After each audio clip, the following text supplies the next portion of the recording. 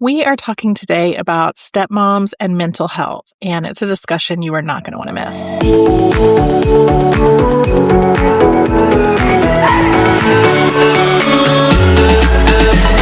I'm Cameron. I spent years building my career and creating a life I loved. And when my Prince Charming finally showed up, he had 4 kids in tow. Fast forward through lots of mistakes made and lessons learned, stepfamily life was much more complicated than I realized. If you're looking for help with blended family life, you're in the right place. Welcome to the Stepmom Diaries, where we keep it real as we dish about all the things.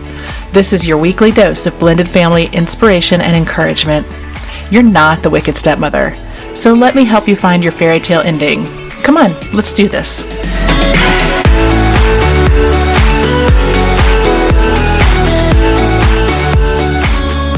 Welcome. I am excited about today's guest, and I know I'm always excited about our guests because we get the best guests. So today's guest is someone who has become a good friend and who I first got to know on social media, but has since spoken at the Stepmom Summit. I've met her in person, and she's become a good friend, and we share a real passion for all things mental health and stepfamily life. So I'm excited for you to meet her too. So today I have Rachel Dunne. She is a wife, mother, stepmom, writer, coach, mental health counselor, baseball fanatic, truth teller, follower of Jesus Christ. And she talks about not being afraid to admit that stepmotherhood has been one of the hardest challenges she's ever had. And so as a stepfamily coach and a counselor, this work is not just professional for her, it is personal. She has walked the hard road of stepfamily life and is very committed to being there for stepmoms. She views her stepmom support as a calling, and she creates a judgment-free, safe environment for her clients to feel seen and understood. She likes to create a space where stepmoms' thoughts and feelings can be normalized and validated, which is so important. She creates a space where they can be real and raw about the struggles of stepfamily life, and she gives them practical tools and solutions to create a life in a family that they can actually enjoy, a place where they can find peace and purpose in the chaos of blended family life. So I am excited for you to get to know my friend Rachel, and let's dive right in. Rachel, I'm so excited to have you here. Thank you. I'm excited to be here. Yeah. So, okay, where should we start? I think I always love to talk to stepmoms about their origin story. So tell me how you became a stepmom and kind of how you got here. Okay, I love to talk, so I'm going to try to make this as concise as possible. So I was, 27, had just broken off an engagement with a really great guy, just wasn't meant to be. And we actually were at a wedding when my sister took my brother-in-law's phone and texted my now husband, Seth, and was like, do you want to go on a blind date with my sister-in-law? And they did it behind my back. I was not interested, especially when I found out he had a kid and an ex-wife. I was like, I'm 27, not going to happen. But I was also like, I just had a breakup and he is cute. And so this could be fun. We went on a blind date and it went way better than I thought it would. I mean, you just couldn't deny there was something there. And a year and a half later, he proposed, and I thought I knew what I was getting into. Definitely did not. But words. Yeah, but I knew. Yeah, but I definitely knew. I knew he was a person God wanted me to be with. There was no doubt from day one. So I love that. And so, how has your dynamic been? So you are a licensed counselor. You also are a coach. How did you decide to start doing all of that? So I knew the first year into stepmotherhood, I kept looking for sources online, and I just could not find anything, especially the integrated faith in any way, because that was a big piece for me. So I remember God kind of putting it on my heart, hey, there's a gap that needs to be filled here. And I just knew I was going to help do that one day, but I didn't know what that would look like. So, in 2018, before I got pregnant with my second son, I just started writing a blog, spiritual stepmom blog. I just did a blog page online. Somehow made that page myself. It was a miracle. And it was crazy how much traction it got and how many people were reaching out to me when I was just sharing my story and what I felt like God had taught me, how I was growing through it, how I was, and it was also feel like it was educating some people. I'm hey, this is what stepmoms actually go through and feel like. And I've never been one who's scared to be transparent or vulnerable in a public space. I've always been okay with that.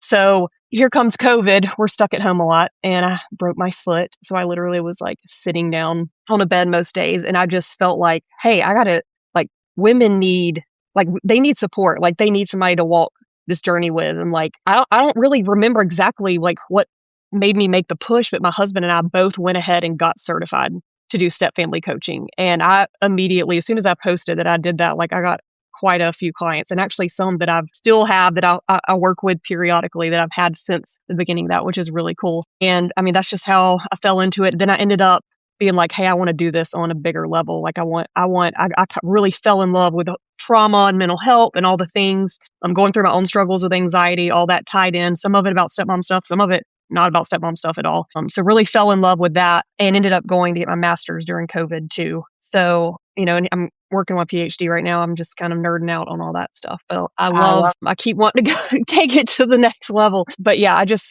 it's crazy. Like people it just kind of came into my path. Like now's the time to do this.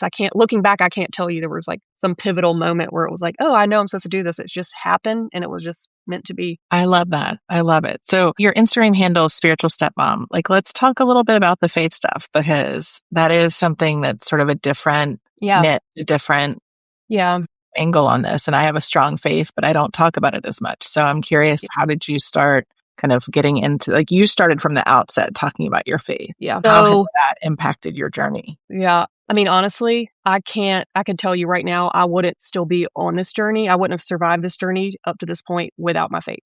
Like, I'm just being honest. And I really don't know how any stepmom does. I really don't, because it requires something beyond ourselves to go through some of these things, and something that is heart transformational, not just behavioral transformation or just dealing with something. Like I needed heart change. But going back to how my the faith played into that from the beginning, like as I said earlier, the whole reason I did it is because I truly felt God was calling me to do it. And I knew from the get-go I wanted this platform to be something that ultimately turned back to hope, which I think find in God, right? So like no matter what you're going through, I like to be really brutally honest about what it's like to be a stepmom and the struggles and all those things, but I want to always turn it back to hope, like, hey, I've been here, I've felt this, I know how this is, but here's what God showed me, here's how God pulled me out of the muck, and just washed me clean from all that. And there's just been so many times that when I say I was about to throw the towel in, and I don't mean necessarily on my marriage, but like on the effort emotionally that I was putting into my stepdaughter. Like there were so many times that I was like, I'm just like washing my hands clean of this child in this situation, because it was just too much on me. And like when I tell you I'd turn to a verse that day that literally said, Rachel, dry your eyes, your work will be rewarded. Like there's literally a verse in the Bible. I remember turning it to that day and God's like, I'm speaking to you. Like I've got you. I see you. I see what you're going through. Keep going. Like, and once I know God's in it with me, I'm like, yes, like, let's go. Like, I know that's the kind of strengthening that I need for me. Cause I'm a by nature, like I'm a human. Can be selfish. I can be self-centered, and God always brings me back to like the piece of it's not all about me, and like what love really means, and sacrifice and all the things. And so faith is an absolute necessity for me on this journey. And I'm also one who is not shy to talk about my faith, and like it or not, if you don't like it, you don't have to follow my faith. I've always just been like, hey, who's meant to be on this page will be on this page. But even if you're not a Christian, the principles that I talk about and the things that I explore on that page, like it works for anybody. Well, I love that you do it with a message of hope, because I think that ultimately the stepmoms that find us are looking for hope, right? Like they're in a really tough place when they find us. And what we can start with when we start working with them is hope that, you are not experiencing this alone. You're not in it alone. Walking this walk with you. Did you have like a rock bottom? I know we always talk about what our bathroom floor moments are and all that. Fabulous. Did you have one? I do remember one kind of rock bottom one that sticks out to me. And it was, we were about to go to Disney World for the first time. And this was probably in 2017 or 18. And I had never been to Disney World. So I was like a kid, like so excited. And my youngest he was my only biological child at the time. He was like 2, and we were going to go during Mardi Gras break so my stepdaughter could come. And she ended up coming to our house with the flu. She tested positive for the flu, and she had spent the night with a friend who had the flu. And we have two older, down the whole we house. had 2 grandparents coming with us who, they didn't want to get the flu. Like Seth's parents, his mom was still alive then. They were coming with us. And that was like, I was just like, I'm freaking done. You just ruined something else. I I think I actually like told my family I was getting a divorce over Disney World, but it wasn't about Disney World. That's the thing. It wasn't. It was like one more thing from his past, like messing everything up again. You know, Uh-huh. when we got engaged, everything hit the fan. We ended up in a custody battle during our first whole year of marriage. It was drama, conflict. I mean, it was just honestly kind of hell from the get-go. And it's like, I'm done. And I remember telling my mother-in-law, I'm like, I love y'all, but I think I'm gonna have to make some changes. Cause I'm like, I'm not having this, do this with my life. Like, I'm not doing this for the rest of my life. I'm not doing it. When you realize, when you have like a big blowout fight, over something like that, and you realize it's not about Disney. I was just Yes. having a conversation with some of the women in my membership, like, you fight and you'll have this like knockdown drag out over leaving dishes in the sink. And I'm like, but it's not really about the dishes. It's not about the dishes. It's not about the dishes. It was just the straw that broke the camel's back. Yeah.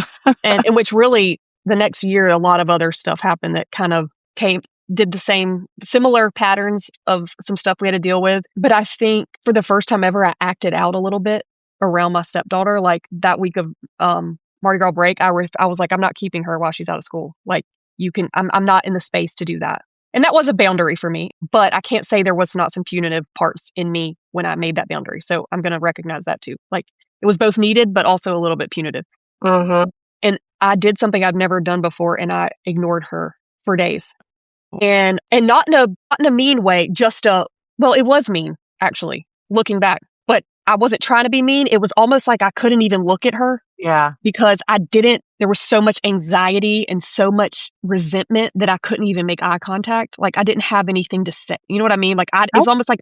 That's so interesting that you say that, because I think that like, we talk a lot about how stepkids feel about us and how the way that they feel, it's not that they dislike us or have problems with us. It's what we represent.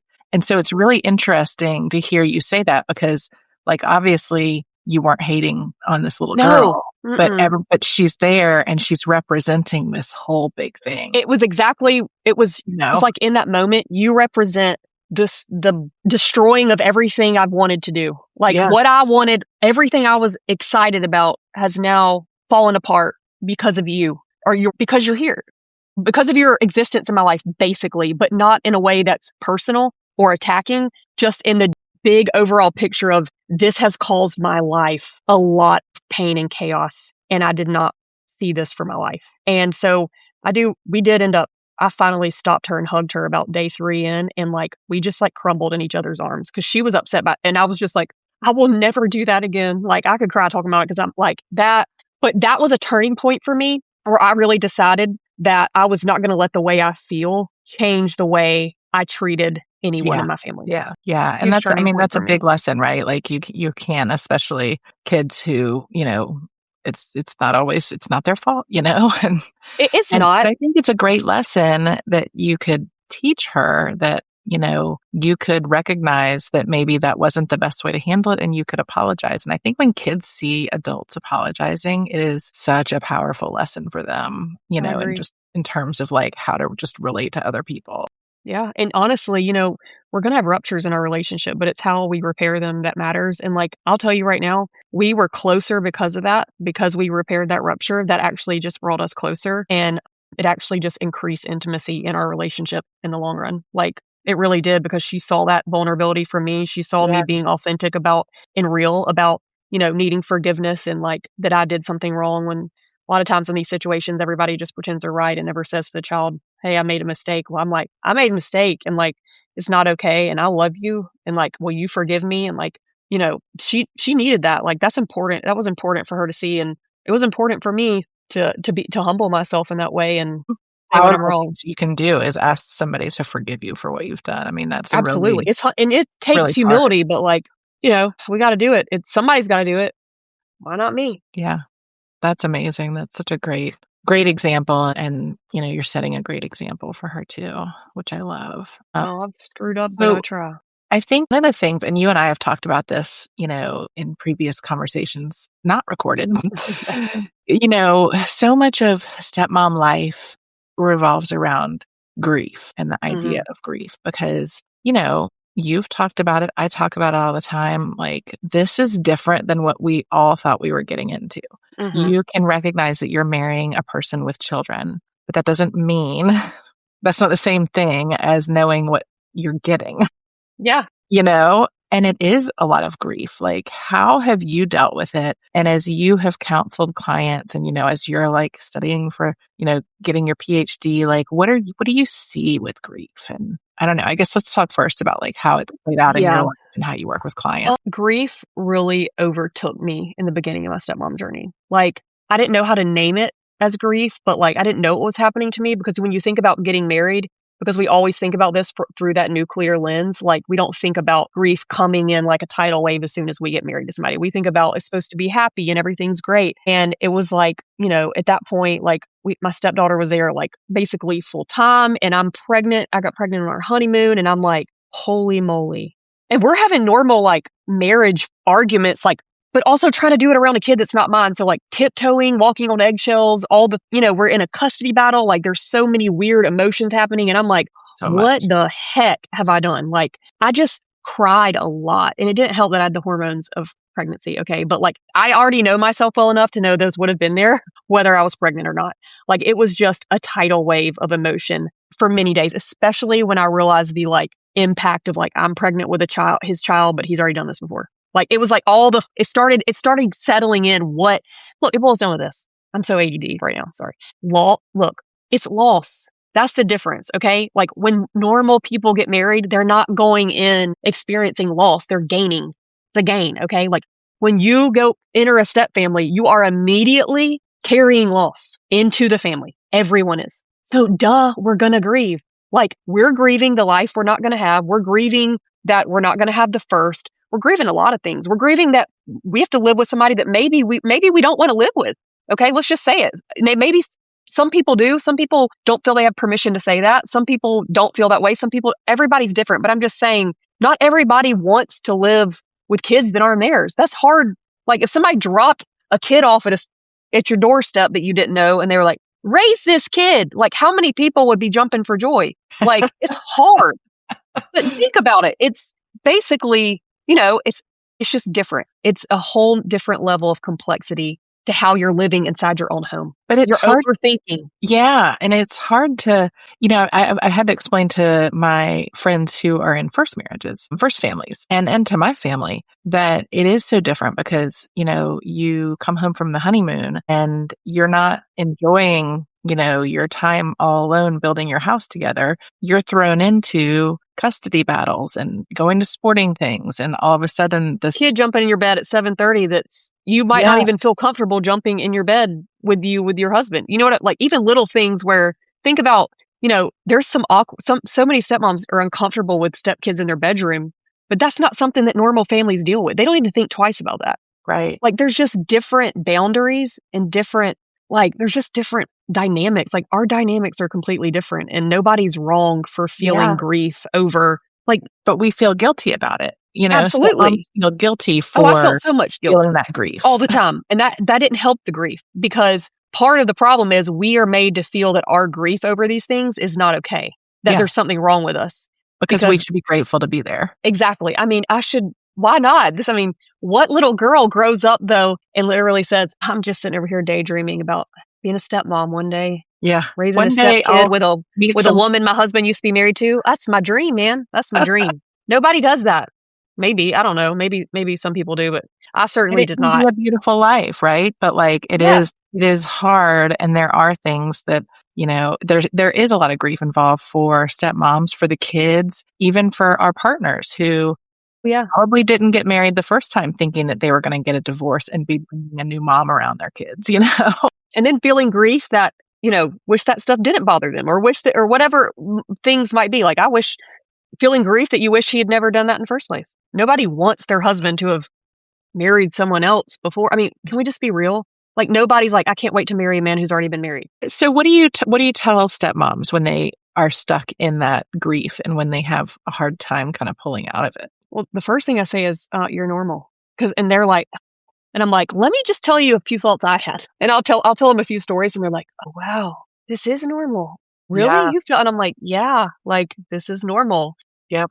So I normalize it. And then I really just try to get them to sit with it and like get comfortable with being uncomfortable, because you're not going to move through it if you don't actually like metabolize it and like actually sit with the feelings. And I'm not talking about staying stuck in like, don't sit around watching movies of first families getting married and Yeah, no, cry so all day. sitting I'm not with it talking is about not that. moving. Yes. But like if you get triggered and it comes up, maybe your friend calls and says, I'm pregnant for the first time. And you're like, oh, my husband's already, I'm just making something up. But, you know, or you're at a wedding and you realize, oh, my husband's already done this. Like you've got to, those feelings are telling you something's off. Like, it's like, okay, what do I need to deal with? Like, what is this making me feel? Like, and not pushing it away, not running from it, not, you know, not using other secondary emotions to get away from, like, I'm just going to be angry. Like, can we just deal with the sadness underneath the anger? Yeah. Because that's what's really going on. And like, Yeah. Naming it, acknowledging yeah, it. it doesn't That's, always feel like sadness is the thing. Like it can feel like irritability and like just like denial and, you know, anger, just a lot of different things. Depression, like there's a lot of different ways that grief can look, but like we have to kind of figure out, is this connected to the loss here? Like and we can be self-aware enough to figure that out. Like if you say I'm triggered because my husband did that with someone else, so I have that loss of what it was yeah. supposed to be. That's a loss there and you're grieving it. Yeah. It's like taking that next step. Like I'm triggered because my Go spouse had deeper. this thing. So what is that making me feel? Well, that's making me feel sad. So like, let me sit with that. And then, you know, Yeah, it's kind of looking at like, what's the emotion underneath that thing that it you're is. feeling, you And know? people, I'm not saying that's fun, but like if you don't feel it and you just keep like it keeps compounding in your body, like it takes true like chemical real estate in your body. Like there's toxins Yes, that it build up. does. Like if you don't deal with it, it's gonna at some Yeah. point. And that's what happened with me, kind of with my breaking point, I think, is like just stuffing the guilt, stuffing the sadness, stuffing the grief until finally it's just like, Well, this is and terrible. also I have to say, I mean, because you know that I grew up in the South also, although I have lost a lot of my accent, there is, I mean, I know other parts of the country do this too, but I think especially in the South, like when I was brought up, I mean, you were kind of taught not to make a big deal out of your emotions, and you kind of just like, let's stuff it in that jar and screw that lid on real tight and, you know, Yeah, no, for sure. And I've always been a rebel against that personally since I was a little girl. I'm like, oh, this is how I feel and y'all gonna know it. But I think also, speaking of like kind of like just stigmas about that stuff, like I think we're also made to feel like as women that we should be super maternal and we're supposed to be super nurturing and we should automatically love any child that comes into our life, and that we're supposed to do motherly things and that we should love them like they're our own. And like that's such a, I feel like a Southern, but not just a Southern thing, a woman thing it's a woman too. thing. And like that brings so much pressure because we feel like failures based on like assumptions that we didn't even make. They're just so like society based. Like, what do you mean? Like you're a woman. How could you, like how could you not want to be with his kids all the time? Like but then it's also like, but you better not do any mom things that the ex isn't comfortable with, or you better not get close, not too close. Love them like your own, but don't want them to love you like they're on. Right. And don't get in her lane. Stay in your lane, but be a mom. Don't be a mom. And it's like it's so it's so much role ambiguity in stepmotherhood that it's like mind-boggling. Yeah, it is. There is a lot. Well, so tell me, I guess one last question, then, because I don't want to keep you here all day, although I could talk all day. Thinking about it from a societal perspective, essentially what we're talking about that stepmoms deal with is trauma. Like, what do you wish that we could, if we could wave a magic wand and like improve what society thinks about stepmoms, or improve something about, the trauma that we experience through those perceptions, what would that look like? Well, let me say, first of all, like when you're talking about trauma, we're dealing with the loss of two things: safety and value. Okay. So, and autonomy is wrapped up in that, right? Let's think about how stepmotherhood innately attacks all those areas. Okay. So like value as a woman, what we're made to feel, what value we bring to the family system, whether anyone told us that explicitly or not, like, right? We just kind of talked about that. So not only that, but we are putting so much effort in, and there are people who are not showing or not saying that we have any value, not recognizing that we have any value. In fact, may make us feel like we have no value at all, whether it's our stepkids or the ex. hopefully not your partner, right? So we have that kind of like that loss of value right there. And then the safety piece, like, I mean, I'm not going to pretend like I've always felt safe living with someone who was going back and repeating things, or that, wasn't living in my house full time. I don't feel emotionally safe. I feel like I'm walking on eggshells a lot of the time. In the past, I truly don't feel that way anymore. But there's just that lack of emotional safety there. I think whether you have a great stepkid or a not great stepkid, not great acting, all kids are great, but it's hard. It's loss of privacy, right? Loss of like the comfort of like, this is my house and I can just be me. I'm free to be me and there's going to be no repercussions to that. We don't get that. Yeah. Yeah. Right. So when you have those two losses there, like we are more vulnerable to trauma because that's essentially what we lose in trauma in the first place. Right. And we just reach a point where it's just an inability for our nervous system to cope. Yeah, I think that's right. So I think like anybody who's not a step parent, obviously there are going to be different levels of trauma. Mostly mostly talking about just little T trauma here, like not like significant singular events. Everybody's going to have different levels based on their situation. And not just that, the resilience and the wiring of their own nervous system, right? So we're all so unique in the way with what our nervous systems can handle, etc. But at the end of the day, this role comes with chronic stress. This role comes with a lot of unpredictability, that whole blindsided piece. Like if there was one question I could do to sum up most of stepmotherhood, it's what's next? So true.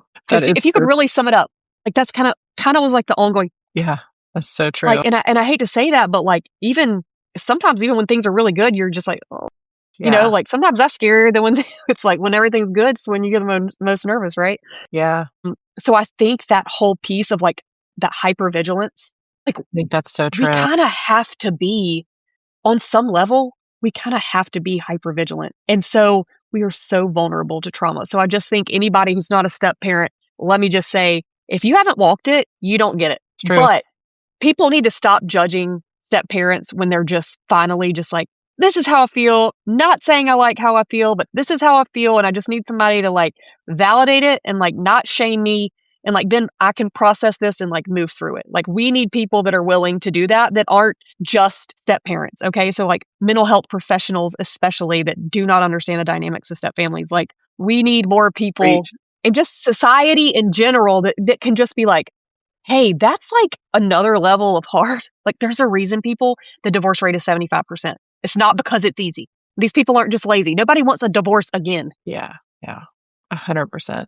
I feel like we could continue this conversation because I know from our many conversations before, like there's so much that you and I feel passionately about in terms of increasing the services and the resources for step families. So I'm so glad you're out there, and tell everybody where they can find you. I have a website, but basically Instagram right now, which I'm not super active on as far as posting, but I do post some stories. I do get back to people in their messages, and I'm still doing coaching, which you can access through the website, racheldunnecoaching.com, or through Instagram if you send me a message. I'm pretty good about keeping up with chats in there when I can, and just, I love coaching stepmoms. And I can do counseling, but if you have to be in the state of Alabama, and that's obviously a little different dynamic there, but not worth going into right now. But I do offer both of those services, and I love doing it. It'll always be a passion of mine.